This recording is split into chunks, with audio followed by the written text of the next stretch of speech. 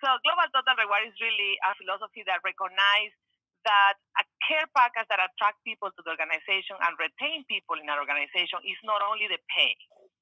It's very important, the pay and the basic benefits and allowances. So that's a kind of like the more important piece of total reward. But also, when we offered somebody to come to the organization or somebody to stay and grow in the organization, people also look about what is my career path, what is my development, my capability to really kind of increase my capacities in the organization, what is my career progression, and also what is the environment I'm working on, what is the wellness, the recognition, the culture. So those two things in the back, in the low part of the presentation, are starting to be more important than ever, especially for the new generation of employees. So we really are reviewing our global total rewards, counting on those all those four elements. Now, what is critical is that we are starting this project really starting to look on pay and benefits, but we really are working as part of the people agenda in the other two topics. Next one, please. Thank you. But why we're doing this initiative now? And for people that are in care for many, many years, we have discussed about this for 10, 12, around that. And we were always saying we need to review really our compound band, philosophy. We need to be more global. This is really not working for us. We are still not anymore a U.S. organization that has some presence in different countries. We really want to be a global organization. So what does that mean to be really a global organization? Requires that we pay attention that our policies and practices really respond to the model of the business, right? Really respond to our operating environment. We really want to commit to recognize and harmonize total rewards policies across all our global workforce. At this moment, what we have is what I always say, the 600 and the 6,000, right? So the 600 is the people that are in the U.S. payroll. That means people here in the U.S., domestic staff, and also people internationally. So all of these are part of one, let's say, philosophy and one kind of package.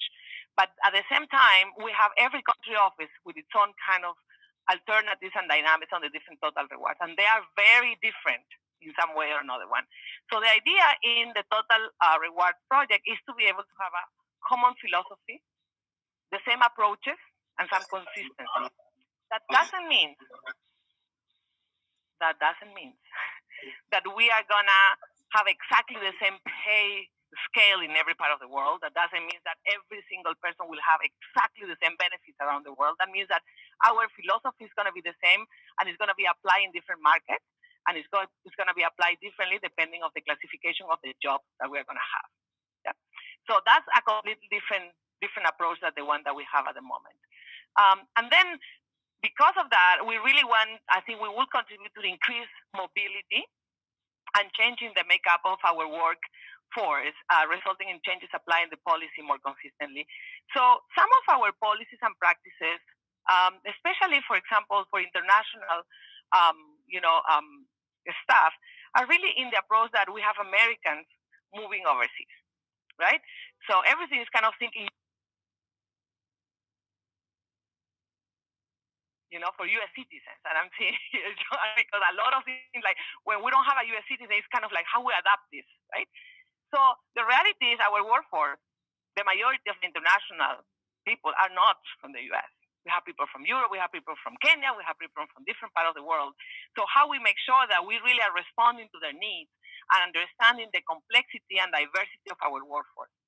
But more than that, we also have a huge gap between our national staff that want to really kind of move and go to another country to work, or really want from the country they are to be able to work more sub-regionally or regionally. And we don't know how to adapt that. What exactly that means? Are they international? They are nationals. So where do they payroll them, etc.? So I think this mobility piece is very important. The more we want to be agile and the more we want to be diverse, we need to review our philosophy of total rewards looking at that. Next one, please. So I'm not going to review every detail of this, but this is what is behind the philosophy. When you do a project of this dimension, and when you try to kind of manage an organization that has presence in around 42 plus places in the world, you need to have really a philosophy behind where you can check yourself on the decisions that you are making. As we're not going to do one fit all. right? What is going to be fixed and what is going to be flexible? What are the things that will make sure that we really have a philosophy that will apply in different contexts? So these are very important elements of our philosophy. One is that we really want to continue attracting very passionate and committed people around the world, right? And that is a very particular group of people, right? We want to make sure they really see themselves and they see the career path in the organization and they feel they're really respected and rewarded. We want to really value the diversity of our workforce, and this is in the top of our agenda. We want to make sure we recognize people from different backgrounds and experiences, and those came with different needs and different cultural expectations, different priorities, and allow that to have some flexibility and choices in our reward system. So our reward system cannot be that fixed because we need to bring some space and some agility for different options for different people. Cannot be on the other side completely. Everything can happen. You see, is something in between. What is going to be exactly the same for everyone, and what can be adaptable and be different depending on the context of people. We want to be at the same time continue being competitive in the market. So we always compare ourselves in our competitiveness in the market, but not every of our country office do the same exercise every time. So we are worried that in some places we are great, and in some places we don't know, and in some places we're very below the market. And people talk about it, but we didn't really do enough data to be able to prove that. So in a global total reward approach, we will be checking that all the time, and we will make sure we have basic core actions that we need to have in every country office to make sure that we have really an assessment on the market. But also internally, we want to make sure we really were working in internal equity. And that's probably the more challenging one, to be honest, how we make sure that we compare jobs in different parts of the world. That doesn't mean that people will have exactly the same pay, but that will mean that you will be in a band of market very similar in one place to the other one. If you call yourself project manager and manage a $5 million portfolio in X place, should be more or less the same level that you would have in another country. And we have a very, very, very, at this moment, dispersed job classification system. And then we really want to support what we call the whole person. And again, a lot of this is very aspirational, as you can see. We're trying to do it. So we want to enable personal and professional growth. We want to try to balance work and life, and we try to make sure we bring a space for learning and development. And finally, we want to be very transparent, effectively communicate all our total reward package, and need to be simple. A lot of the international people say to us that they don't understand exactly what we're offering them. You have a lot of different things, hypos, etc. Especially if you're not from the US, you really don't understand the 401k, how it works. So, but at the same time, even here, if people are not from the US and people come to the US, it's a lot of kind of nuances about understanding what exactly we're offering, what exactly is my net. So we are going to be trying to be more simple, more transparent, but also if there are complexities, we're going to explain them and communicate them better. Okay. Next one, please. So following the philosophy, these are really the guiding principles. Again, one of the more exciting part of this project that I always call the more revolutionary, base project that we need to have in our people agenda is really to be more global, to really be more truly global, be able to support much more mobility in the organization, people moving from one country to the other one, people moving from one region to the other one, and really try to be, as much as we can, Care International. And a lot of people ask me, is this a Care International approach or is this a Care USA approach? It is not a full Care International approach. We were with our HR director colleagues last week, 2 weeks ago in Bangkok discussing this, presenting what we're trying to do.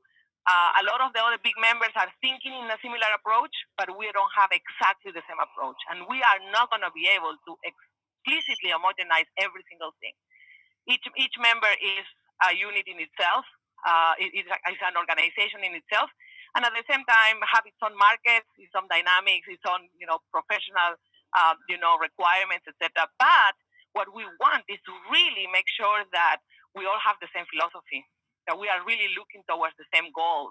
And if we want to move people around the system in the different cares, we need to have some things that are going to be very similar. And Reggie will explain a little more about that. And so working in a confederation is something that we are paying attention to our principles. We want to be flexible, as I say. We want to be consistent. The equitability and minimum standard for every staff is very important in this project. We want to be as transparent as we really want and can be. We want to be responsible, and this is coming to, we cannot, maybe we have an ideal, right, of a global total reward package, but we need to check with our own reality. Is this really possible? And maybe we will work towards that. So our good stewardship will be all the time thinking we are not going to propose things that are going to be able to be implemented in all the part of the world. We want to make sure that we manage that, and we want to be affordable. We want to continue being competitive. And again, what I say and highlight, this project is very, very strongly linked with our talent project, with our talent initiative and our diversity initiative. So the Global Total Reward is the foundation to support a much more diverse organization in the world. And we really have very clear commitments to GED. And we're going to kind of connect and making sure we have the gender approach, the diversity approach all the time in different decisions that we are making. Next one, please. So I'm passing now to Reggie to explain a little bit how the project look like and the timing and when decisions are going to be made and when are going to be announced. Okay, thank you, Mari. So what we have here is around the deliverables as well as our desired outcomes. And the first step is, instead of being more reactive, we want to take a better, a holistic approach. So the first area where we're focusing on, we have our current state where we have inconsistencies as far as how jobs are actually written. And also what we're trying to move towards is really having more of a standardized and more accessible place where you have positions and job descriptions. So that is classified with the job catalog. The next one is around job classification. So with job classification, right now, around our Care USA, and this is globally around Care USA, you will see more inconsistent approaches, and which creates more complexity, and I'll say it takes a lot of time and decision, where we're moving towards having more of a systemized, classified way with clear expectation and criteria to help leaders around the world understand what job they hold and what's required of them. And then moving along to core benefits, right now it's very decentralized, and what we want to do with this is really have an approach where we can actually see globally all the core benefits or benefits that are being offered, not only here in the US or international, but also in country offices, and create more what we call a minimum standard, meaning that anyone around the globe will have the same minimum standards of core benefits. And then finally, but not least, on pay allowances. So right now it's decentralized. We make what we call ad hoc, sometimes package deals. And what we want to try to do is align that to the classification. So by aligning that to the classification, you have not only your country office market or your local market, you also have your regional market, and then you have your U.S. market and things of that nature. But you want to take that in consideration when we are aligning our pay and allowances. Okay, next slide, please. So this right here is just an example of our expectation. Listen to this HR thing. It's not that it is exhaustive, but this is right here where we have the foundation around where all staff will receive a salary and all staff will have core benefits. Based on your location, things of that nature, you will then move to more to around where it will apply to other staff. So some staff, based on if they're mobilized and or if they're taking on a certain type of classification or job, may have educational allowances and or what we call mobility allowances, because sometimes we work in very complex hardship locations where staff are mobilized, that we definitely want to make sure that we recognize that, as well as any market adjustments. So market adjustments, and again, this is when we have our local markets, you have your regional markets, and you have what we call our global markets.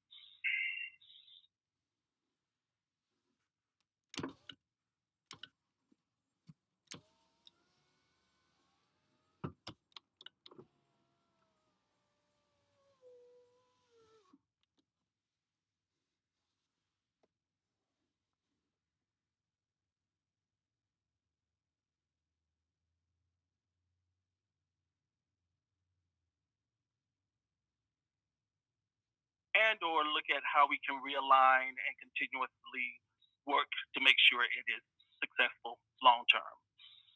Next slide, please. So this right here is just giving us the high level project. So right now, again, as mentioned, we are in the investigation stage, and this is our first time trying to collect data globally. And we're now collecting data not only from headquarters or here in the U.S., but also at our regional offices as well as our country offices. And then what we will do is we'll have that information, which will help us do our more analytics as far as looking at what we have across the Confederation. And then we will then move to phase 2, which is more of the invention, which will help us around designing the job architect.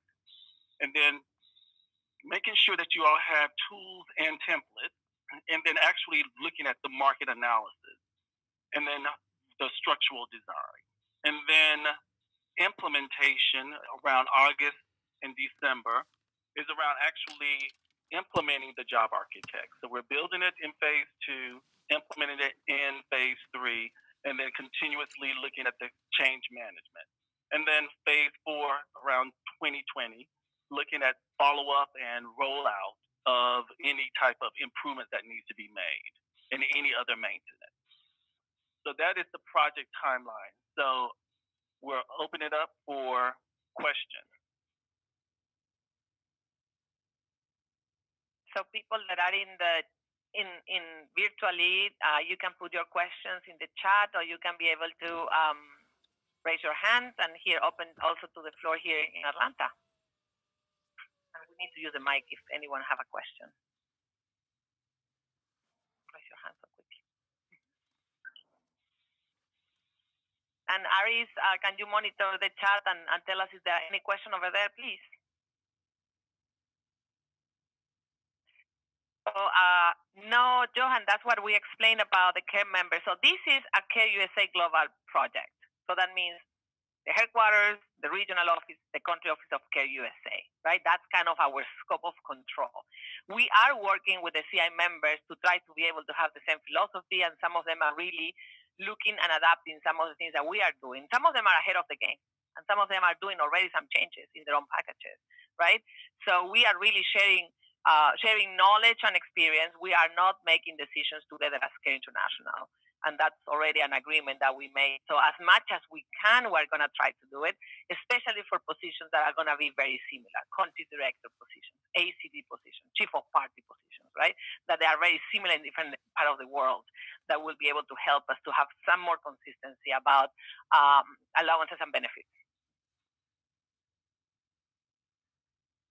The connection between the job titles and grades is unclear. Is that something I couldn't read the whole thing. Aris, are you there? Can you help me?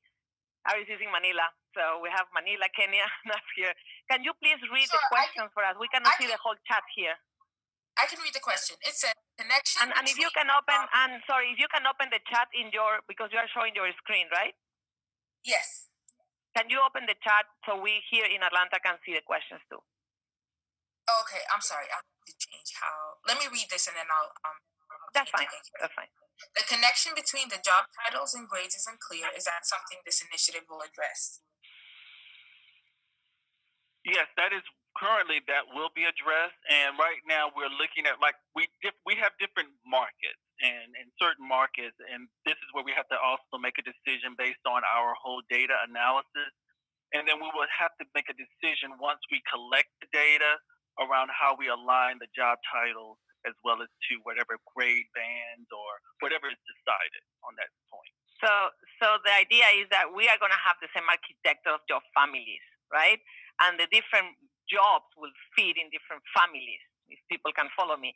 The name exactly can be a little bit different depending on your context, because I was just sharing, for example, in Latin America, coordinator is a very high-level role. It's not like coordinator in the US. It's more like a senior manager, right? So people kind of be able to translate, what do that mean in my context? But when you go to the system, you know that you belong to this kind of family and this kind of job. Project manager, program director, there are some things that we can really standardize, but there are some things that probably will require some twist in the particular context. But that doesn't mean that then becomes to be an exception. That means that we say, okay, coordinator in Honduras means this in the job architecture. This one in Zimbabwe or whatever means this, you know? So that's what we are going to try to do. I don't know if I helped the question. Any questions here in the room? You're so excited. So quiet. Yes, there is one question here in the room, and then I will pass, and we're still not seeing your chat, but you can read the question for us. Okay. Hello. I was just going to ask if you are planning on basically changing current positions in any way, or is this sort of just an initiative for any new positions that are created? We are looking the present, and we are going to reorganize the present. So in that sense, it could be that some of your positions will be better classified, and it could be some positions will be kind of shifting the title, especially in the U.S. So in the U.S., this is a business unit. So the U.S. need to be one way of naming things, right? As other organizations will be, let's say, Tanzania or Uganda, etc. So yes, we're going to have some potential adjustments in the positions here. And I pass it to you. I couldn't read the chat, so can you? Sure. Some questions from the chat. Are there any specific benefits that are already in mind? We couldn't hear you well. Are there any specific changes to benefits that are already in mind? Okay, so are there any specific changes and benefits already in mind? Currently, what we're doing now is we're still in the investigation phase. And so in the investigation phase, we will get a chance to actually see what is happening across the global Care USA. And this is where we will decide on what will be minimum standards, because we know that we see inconsistency as far as benefits across our Care USA, and that's where we will make those decisions. And for example, we didn't define yet the core benefits, but we have some thinking. For example, life insurance is something that we offer in some places, not in others. The scheme pensions, how they work in different countries, etc. So we are really first trying to kind of homogenize some of the core benefits for everyone. At this moment, we have, of course, checking and benchmarking, but we don't have any decision about changes that will make in benefits if your question is related to the US in particular. Thank you. And another in terms of compensation for country office staff. And we cannot hear you, unfortunately, well. So if the person that raised the question, you can just open your mic and ask the questions. That will be better, because I'm sorry, we cannot really hear your question. It came choppy. How about this one, Mary? Can I just read the chat for Ryan? Yes, they're doing that. Yes. Yep. They're doing this. I have a question. What does this mean in terms of compensation for country office staff? Yeah, so again, I think a big question that came since the beginning, is this only for the US and the internationals, or this is for everyone? This is for everyone in KUSA. So every country office that is part of a Care Country Office USA line management, so 42 countries at this moment, right, are going to be part of this project. So what do that mean in the particular country? We're going to discuss with you when we have all the information in hand and what we're going to implement. We're going to discuss with you what does that mean exactly for your country. Some countries have already done some exercises of job classification architecture, so that's why we're collecting everything and try to see how they match and how we can be able to be more consistent. So yes, this is global. This is for everyone that is part of Care USA, including national staff in the country offices. Okay, another question. In some countries, a specific salary scale and grading is imposing from government sides to follow. So will this be a contradiction to this package? Okay, so one thing that we want to make sure that is critical and true is that we definitely want to make sure that we're statutory compliant. So we will definitely make sure that that will be the foundation of any type of global total rewards that we do. So we'll make sure whatever we do that we are legally compliant as well as statutory compliant. So that will take precedence. And that means that there will be areas where we challenge about our guidance and principles and philosophy if there is some restrictions in the government side where we operate. So there's not too much that we can be able to do potentially in some places. So it's an excellent question. And I saw that question on, is this going to be more costly for care or not, right? Be careful, don't jump in.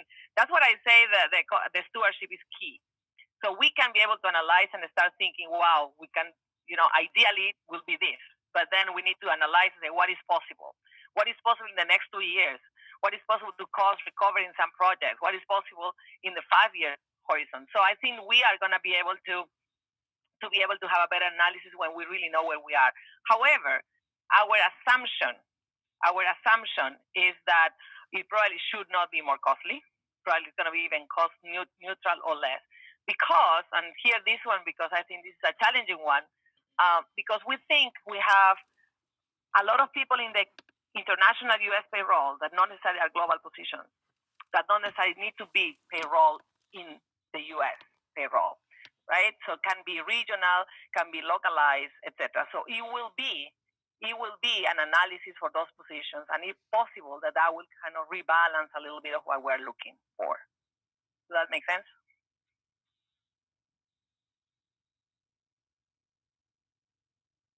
Next. Any other question here? So we have another question on the chat. When can we expect to start these tools in the country office? When? When can we expect to start these tools in the country office? So, I think because the number of people in the Zoom is hard to hear perfectly, so we're going to read the questions here better. So when we expect it, so we are starting implementing this in August 2019. That doesn't mean that everything will implement in one time, right? We are going to analyze, and as soon as we have information, probably around, we're thinking March, April, we're going to see what exactly is going to be, starting to be implemented in August, and one is going to be kind of following up. Not everything is going to be implemented in one. So that means that we're going to coordinate with the different regions for the different countries and see how the implementation is going to look like. So implementation for the U.S. payroll is going to be more manageable for us because we control it 100%, right? But for the country office, we will need to be kind of checking and analyzing what will be the time frame. But we cannot wait 5 years to start implementing things, right? Because if we want to be consistent, we need to start kind of implementing the changes together in some way or another one. So it is an aggressive time frame for a project of this magnitude. I'm looking Jill here, and some of the financial management took like 3 years. But we were discussing this for a while, and we were collecting information about this for a while, right? This is the first time we really finally were able to kind of put the stick and be able to collect all the global data, right? But this is not new. This is not something that we just start discussing. Yes, Emma. Thinking on the implementation, I will suggest it is something very important for us, especially in program. If we can design a template to help us to really budgeting for the positions, because right now we realize, even in the country office and also for us in PPL, sometimes looks like we are not knowing well the fringe benefit package. So we really need to have an updated template to help us to people working on proposals and development to really do a correct calculations on. Yes, and the good thing on this project, and I don't want to over-offer because it's not going to happen that quickly, is that you're going to have that globally. At this moment, you need to get chasing the finance colleague in Haiti to be able to give you the data, and then you're still kind of moving your finance, budget proposal, and you don't have it. Here, we're going to have clarity of who do what and how it is, right? Because we are going to have the information, and we are going to be a little more consistent. You see, so I think that will help. But it's true. We are not going to kind of push ourselves to something that is not possible, right? So there are some things that probably will require a little bit longer, full implementation, because the cycle of the budget will need to come, or new projects will need to come, so donors didn't allow us to change things. So all of that will be analyzed in the implementation phase. We need to be very careful on that. That's true. Okay, another question. Do we plan to have like a global survey like using Birch's? And in this case, we're going to have a minimum standard pay for the given job category families across the board. And the question is, the answer is we will look at a variety of different survey data points because we can adopt a global market survey vendor. But what you want to do is also look at a variety of different because we're going to have local context, regional context. So we're still going to look at a global vendor, but at the same time, we will also recommend by setting the minimum standard to look also locally, regionally, etc. So we will have those minimum standards. The question was market surveys. Yeah. For some positions that we consider that are going to require global expertise that we need to kind of hire from the global market, we will do a global survey. For positions that we think that are more required to be local or more required to be regional, we're going to make sure that people do it in their own context. There was also another question, I think, in the conversation yesterday about how much are going to be the input from you, right? We interview a group of people, diverse group of people, leaders and others, to be able to start the project. And I think it's going to be a loop of conversation and feedback. What we cannot do is a full kind of collaborating exercise, unfortunately, in these kind of things. But we would love to have your feedback. We would love to have any input that you can bring. Some of you came from another organizations and have a lot of experience of have done this before. So I have colleagues from Save the Children, for example, and Oxfam that came to CARE. They have passed through something very similar. So they feed us back saying, wow, be careful on this, make sure you pay attention to that, etc. So this is great. This is super useful for us. And also they were able to share with us the areas of major anxiety, right?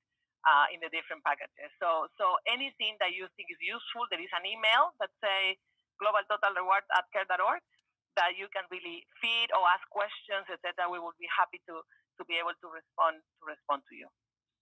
Okay.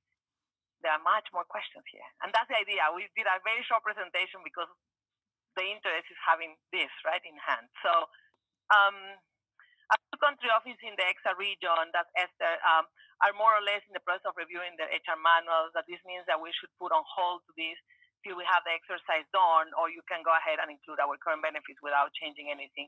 So we were discussing with different regions. Reggie, you can share a bit more probably. In particular with EXA, there's a lot of effort to be able to do, job evaluations recently. A big country, Ethiopia, have done that, etc. What we want is to make sure the principles are clear and we are consistent to this approach. We don't want to put on hold everyone and anything, but at the same time, we don't want people to advance to do something and then we kind of go back and, rewind and do something different. So then the message to people will not be right. So maybe you can share more about Yes, that's correct. Our goal is to make sure if you could consult with us, just to make sure that sometimes we know we have consultancy services within country offices, and then sometimes the consultant may leave and we're not implementing in country. That consult with us just to make sure it's aligning to this project. Amanda, I have a question about how we do the market analysis, just to make sure for the US, we really have identified 9 organizations that we compare with, and we compare all our level of salaries, including the executive. And we do that every 18 months, 2 years. And we also, when we have a new position, we have the way to be able to also collect that data. This is because we are part of a bigger group that can be able to share information. So for the US, it's easier for us in some way. We do that all the time, and we check and we measure ourselves in terms of competitiveness. We want to be above the median for our positions. That's our principle. And we are when we talk about total packages. So that's happening. I think that's what we want to have as a practice in the country office. And what we found is that some country offices are totally on top of this and they're great, and some country office, oh my God, I didn't have done that for 10 years. And people say, hey, we didn't adjust our salary for 10 years. So there are a lot of, the spectrum is huge, but for the US, we do that. We don't compare ourselves with contractors, although we know we compete with them, okay, besides chief of party roles, mainly because they are in another market. We compete with them in some proposals, but we are not like them, you see? So we need to compare ourselves with some peers and international NGOs. But of course, we have some information about some of the contractors. They have stronger salaries, but not necessarily the same consistency in benefits, but also they don't have like the stability that people in the NGO world can have. So there are some plus and minus. And then also some country offices also utilize a group called Burgess Group, and that's what they compete with. A lot of the NGO world uses Burgess Group and INGOs, as well as some use DevX in a variety of different means, and we're seeing that across the country offices. Yeah. So they are very good questions. Let's start with the top. Under this global approach, may a US-based employee who moves to a regional or country office position will be subject to a new pay scale? Yes. Yes. Something that happened in the history of care is that you move your salary, right? And you were a VP here, and you take a country director position in a very small country office, and you move your salary, right? So that cannot happen. You know, we need to make sure that whatever position you are taking is related to the salary that you're going to receive. It's challenging, yes. Mobility is a challenge, yes. But we cannot afford something like that happening in the future, right? And it's a tough decision that I need to make, and I need to kind of, as my team says, confront. Now, that's why we are trying to do, especially for example, country director roles, we're going to have what we call a basic salary. And then we're going to add complexity and hardship, right? At this moment, we add hardship, but no complexity. Complexity is like, oh my God, I'm taking this big country office and I request for more money. But then when you move to another country office that's not that big, you carry your money with you, you know? So other organizations have already done that for many years. So base salary for country directors and add on depending of your skills and also your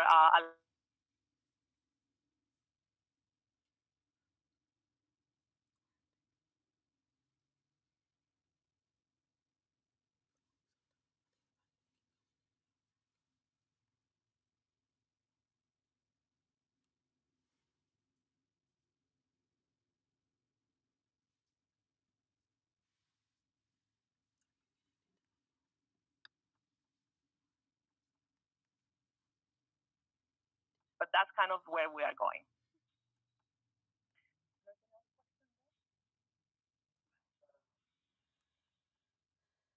So yeah, in Uganda we have changed from adding merit increases and we have changed it to performance bonus, and I agree this will be, I think some of our country offices are trying to test some of these, so we are going to learn from you and learn from other peers too. So I don't think it's something that we're going to change that quickly, but it's something that we definitely we have in the horizon. Any other question in the chat, or anyone want to talk to us? That would be good to hear some voices from the other side. Here we're around like 20 people here in Atlanta. The other ones, can we just go? Oops, there are many. Oh, yeah. I think there are some from Kelly. If we're going to have salary range available to job seekers, also any thoughts on making the salary scales available to all staff to help you in internal equity? There are studies to show the salary transparency can help you with pay gaps. We're discussing that. We didn't make a decision yet. The US don't have that practice. Europeans have that practice, but mainly because they don't have bands. They really have fixed salaries, and they add it depending if you have a master, a PhD, etc. So that's why you see a salary, you see you see a position, you see a salary. So ours is going to be a little different. So, but we definitely are going to go to more transparency. We need to see what exactly we can be able to share until we really organize everything well. A good news, we are doing in some of our metrics a gender pay gap analysis every year, and this is going to be global. So at this moment, we did the 600, the US and international. The good news is that we don't have any gap in our pay between women and men in the different levels, in different bands. So we have some differential, but it's considered no differential. So that's a huge achievement. That's kind of, if we compare our peers or any other ones, I think we're in the top of the list of congratulating us for that.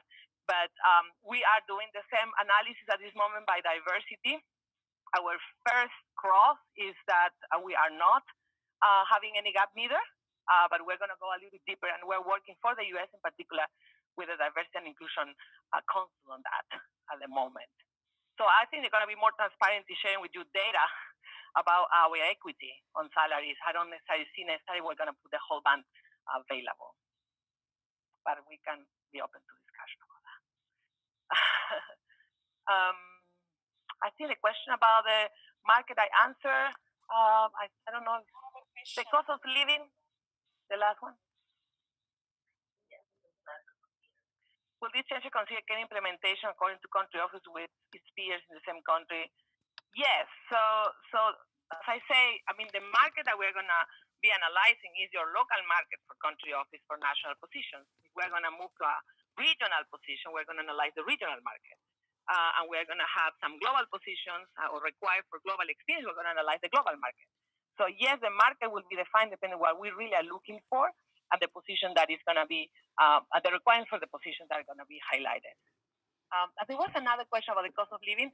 Will the assessment survey take into consideration difference in cost of living? So at this moment, we have consideration about the cost of living. That's why we don't have the same salary in, sorry to use Latin America, I know Guatemala, Honduras, and Bolivia, and Ecuador, right? The same position, different salaries. Yes, all our market analysis for national positions are going to look the national market, right? And that's going to determine the salary range. We don't compare immediately care to care. And I know it's a challenge, right? Because our colleagues in the other, crossing the border have a different salary that I have, but the reality is that they have a different cost of living in that country. The adjustment to what they need and how much the value of that currency is different. However, that doesn't mean that currently, yes, we have differences, right? So if we make market to market, there will have countries that we are very high in the market, and there will have countries that, as I shared in the beginning, that they are very below the market, that they didn't do an adjustment for many, many years. And this is related to some of the survival, situations, some country office and the gap they have to be able to manage their finances. So there are other decisions that determine that. But there are differences. There are no equity. So we are not moving to a full equality. We're not moving to a full, like, everyone will have the same. We're moving that we want everyone to be competitive in their market, and we will define the band of competitiveness, in which level of the median of the percentile we need to be in every market, if that makes sense. So we'll be different, but we'll be comparable, you see? So living in Brazil is not the same that living in Bolivia, right? Living in Uganda or Tanzania is not the same that living in, let's say, Kenya or Sudan, South Sudan, you see? And then for people that are going to be mobile, so if you are somebody from Tanzania, you want to run a global program, and you are required to move by the organization, not because you want to move and your family is moving to live in another place, but because the organization considers a business case for you to move to Kenya. We will do what is called a mobility allowance, and we will assess what exactly extra you need for your cost of living for that particular move, right? What the practice has been in care, unfortunately, is that sometimes personal needs was determining moving people and moving people from one package to another package. So we are not going to be able to do that. We will accommodate in the much as we can if there's flexibility, but we don't want to determine your mobility allowance if you are a personal decision to move from one place to the other one. So, any other question? Are you excited? Yes? Yes. Yes, go ahead. And we have like 5 more minutes. Yeah. All right. It's around learning and development. Reggie did mention something about talent management. And I know it's been put on hold for some of us in the country offices. So does that mean that we're reviving the talent management? Does that mean we're having a new talent management process that is going to be also part of this process? It will be good to know. Thank you. Yes. No, that's a great question. We consider the Global Total Reward new philosophy and platform foundational for the new care, right? Needed, necessary to have done that 10 years ago. So that's going to go moving forward. Part of the Total Reward include career path and career development. So we are relaunching our talent process. This year, we are using a different methodology, Esther, that is more simple, more related with the business, more quick, that will be applied initially to country director pipeline positions and to the GMT pipeline positions. So we are not doing global. We're not rushing and running everything. We're testing the new model where these 2 kind of critical positions, group of positions. And from that, we're going to start kind of embedding that to the different levels of the organization. So it's not going to happen immediately, but it's part of the work in the next 2 years. All right, thank you. You're welcome, and it's great to hear some voices. Any other question? I think your questions are great, and I hope this session helped us to clarify some things or even open more questions for you. I mean, that's great because we're seeing the starting point of this project. But I don't know if anyone have Yes, any other question. I have another on wellness. Yes. We've been talking a lot about wellness, and we did some surveys some time back. I think we did respond to some consultants on wellness, and a report was made.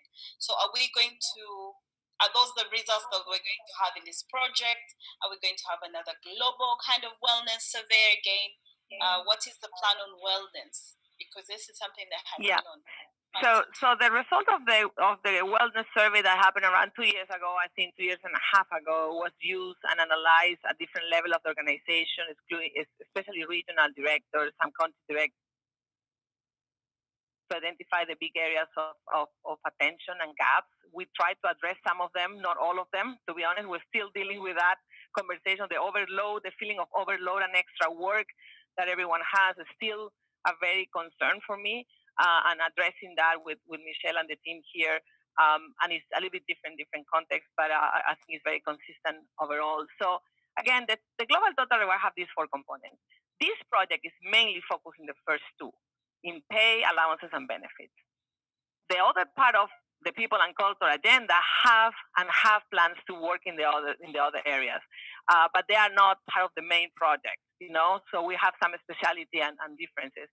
So yes, the wellness is still in the top of the agenda, and I feel we need to do more effort on that. My team is now a little more kind of firm. We have a new people coming in, and we can be able to kind of move the conversation. We are going to have a global engagement survey by February, March. That will be also asking questions about this, and we can be able to kind of then discuss what exactly we're going to put in place. There are changes that are required to be structural in care to address the wellness. The wellness is not an individual issue only in the organization. There are structural things that determine why our wellness or well-being is not in the level that we need to be. So that's the level of discussion that we are having. And if I need to put an example, we have a lot of people that cannot take leave, right? Because they don't have anyone to back up. We make some changes in the structures, and then the people say, I cannot leave, nobody can take my piece, So we're going to start addressing some things that are more structural that can be able to help us. Country directors in hardship position highlight that to Michelle, for example, and we were trying to put some what we call roving CDs, people that can be immediately available. So some of our colleagues in the more hardship situations can be able to really take the rest they need. So we start to address some of these things, but to be honest, it's an agenda that is still pending, and we need to continue working on. All right, thanks. Thank you. I think there is some questions that you continue having and doing through the Global Total Rewards at care.org. Reggie and Anne, there is an email that goes to all the teams, so can be able to be addressed. So feel free to do it. Don't stop and just wait for the next call that we will have. We were trying to do Zooms every one and then that the project is moving, so people can know where we are going and what we're doing as soon as we have news for everyone. So thank you everyone for your participation and the questions that were great. So see you next time, and hope that we will show great news. Thank you. Thank you. Thank you. Bye. Bye. Thank you.